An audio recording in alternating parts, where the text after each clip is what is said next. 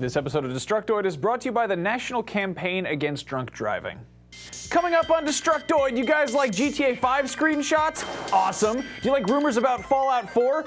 Great. Did you love Nintendo Power Magazine growing up? Because we need to talk. All this and more right now on Destructoid.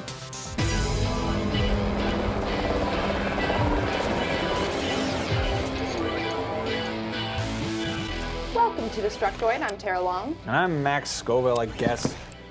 Happy Wednesday? No, it's not. It's not a happy Wednesday. Not at all? Nintendo Power is dead. Nintendo Power is dead.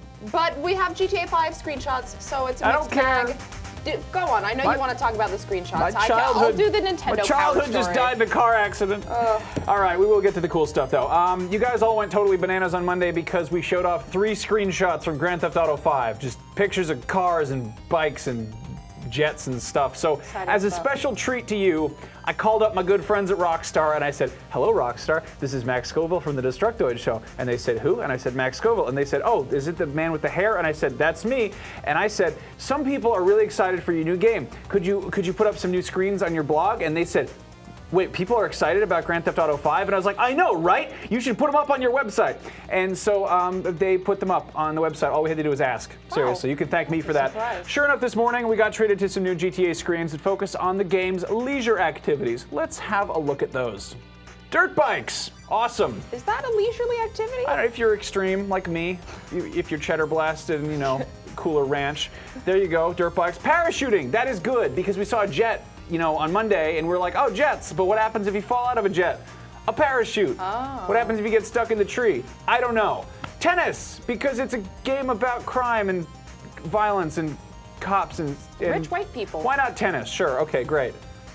And then, of course, there's this one, which, wait a minute. What? I think that's from The Sims Pets. How did that get in there? Rockstar, what is the big idea with this? Why is The Sims Pets in here? Is that from their Sexy Pets expansion? I hope I've been wanting that one. Yeah, I don't know. These screenshots are crazy. They're so.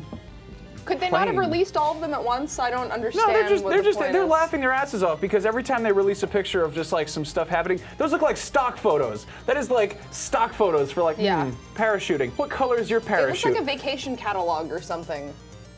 Anyway, as far as I can tell, there are not any magic Easter eggs hidden away in these screens, but it is nice to know that we have parachutes, I guess, because we all fall out of our jet fighters sometimes. Anyway, all these screens are leading up to big news, presumably that this game is going to be released at some point, and then we get to play it instead of looking at pictures of like guys riding bikes on the beach. But PAX is next week, so maybe Rockstar will give us a nice surprise. We will have to wait and see.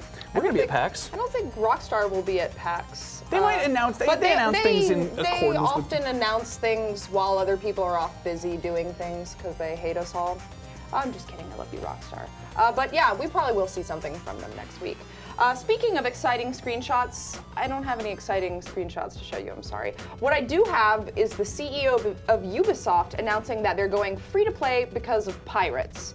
Internet pirates who want nothing more than to repeatedly plunder Ubisoft's delicate, supple booty. I really like pirate terms, so. According to CEO Yves Guillemot, I always have trouble pronouncing that, the average piracy rate for Ubisoft's PC titles, ironically the majority of which have anti-piracy DRM, is up to a whopping 93 to 95%. Yes, that actually means that 5 to 7% of the people who are paying for them is not much more than the amount of people who pay for free-to-play games, apparently, which is also around 5 to 7%. That is astoundingly high. And actually, the free-to-play model apparently provides a more stable long-term revenue than actual initial price tags. So Guillemot told Eurogamer in an interview this week, quote, "The advantage of free-to-play is that we can get revenue from countries where we couldn't previously, places where our products were played but not bought. Now with free-to-play, we gain revenue, which helps brands last longer. It's a way to get closer to your customers to make sure you have a revenue." Now, considering that Ubisoft has spent the last several years actively distancing themselves from the PC market by introducing really intrusive forms of DRM that inevitably get hacked anyway, and then refocusing all the blame on consumers, they'd probably do well to not completely sever that relationship, especially if their new money-making plan relies entirely on optional in-game purchases, which are made out of the goodness of people's hearts and also crippling addictions to video games. Yeah. But still, interesting little tidbit here. Like, are we going to be seeing an Assassin's Creed free-to-play? You have to pay Perhaps for every on article PC? of clothing. Yeah, something. Oh, It'll be something ridiculous like that. You must pay 5 Ubisoft points for one of the boots. Yeah. Microtransactions of the smallest People variety. really like those boots. Anyway, on a more fun, I guess, non-evil news, Transformers: Fall of Cybertron was released this week, and if we ever get a review copy for us, maybe I'll review it. But in the meantime, Jim Sterling rolled out his full critique for the sequel to 2010's War on Cybertron. Is it more than meets the eye? Well, let's move on with this. According to Jim, this new installment is more of the same, which really isn't a bad thing if you were a fan of the first one. In terms of story, Jim did not sound super impressed, saying that the narrative campaign felt rushed, with important exposition being pushed through without giving any plot points a chance to actually gain any gravitas. However, there are definitely some great moments on par with the original game. Jim cited Starscream's coronation ceremony and Grimlock's his T-Rex transformation. He's a robot that turns into a Tyrannosaurus. What could possibly be bad about that? Jim praised the solid gameplay and controls as well as the new upgrade system, but noted that some weapons feel less effective than they did in the previous game. He found the new larger, more open levels to be more repetitive than they are liberating and kind of lacking in atmosphere, which kind of makes sense because it's a whole planet made by robots, so it's sort of bland. But anyway, as with the previous installment, the multiplayer is great, albeit, barely changed. There's a bit more variety in character creation and a new mode called Headhunter, in which players must collect the sparks from fallen enemies, which is basically, dog tag mode with a Cybertronian twist. Jim concludes that Transformers: Fall of Cybertron has a lot of what made the original game so great, but unfortunately it does suffer from a little bit of generation loss, kind of relinquishing a portion of its quality in the cloning process. Not bad at all, and more than capable of providing entertainment, but unable to reach the heights of that which came before. He gave it a 7 out of 10. Of course, that is just a rundown of the bullet points. Head over to Destructoid.com for Jim's full review. That looks to be an interesting game. It is I like the way those robots move. in which robots turn into vehicles. What could Some possibly of them go are wrong? dinosaurs or bugs, so there's that. Because video games. All right, so to continue this week's slew of horribly depressing news, as Max mentioned earlier, it has been officially confirmed that Nintendo Power Magazine will be shutting down after 24 years of print, and their last issue is going to run this December. This is a children's show, Max. I don't want to see that again. An anonymous source told all of this to Ars Technica yesterday, who then received confirmation from 2 of the magazine's editors on Twitter. Those tweets have since been deleted, but it doesn't matter anymore because Nintendo already released a statement saying that they will not be renewing their contract with Future Publishing, who have been producing Nintendo Power since they became an independent publication back in 2007. I always forget it used to be just completely Nintendo run.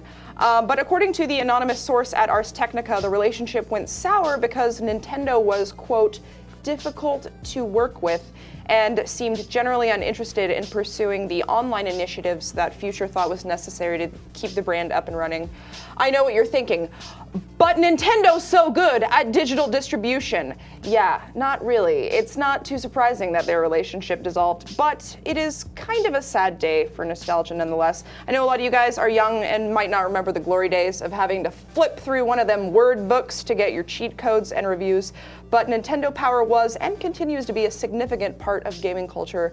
So to you fine sirs and ma'ams of Nintendo Power, we raise our mugs and tip our imaginary hats to a great 24-year run. All of the editors have, or I've heard that most of the editors have found jobs at other Future publishing places, like they also own Gamer, Best Buy, and a couple others that I can't remember the names of right now. But you guys watching this, if you ever forget what the 90s were like, just feast your eyes on this Nintendo Power Magazine commercial, originally aired in 1990.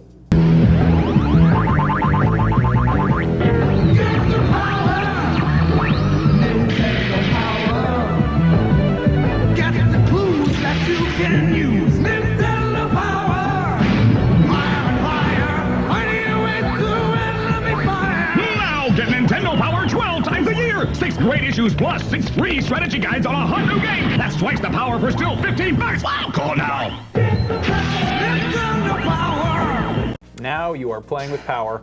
I would just like to point out that video game journalism used to be, hey, some kid sent us a picture of an envelope he drew on with pictures of Kirby on it, and here's a cheat code that lets all the NBA Jam characters have big heads, and here's how you beat Mother Brain. And now it's like, who's being sexist and racist about video games this week? So I don't know. I'm just really glad that Nintendo Power finally used all those editing features, because wow, I can't believe you could even do that in the 90s. That's insane.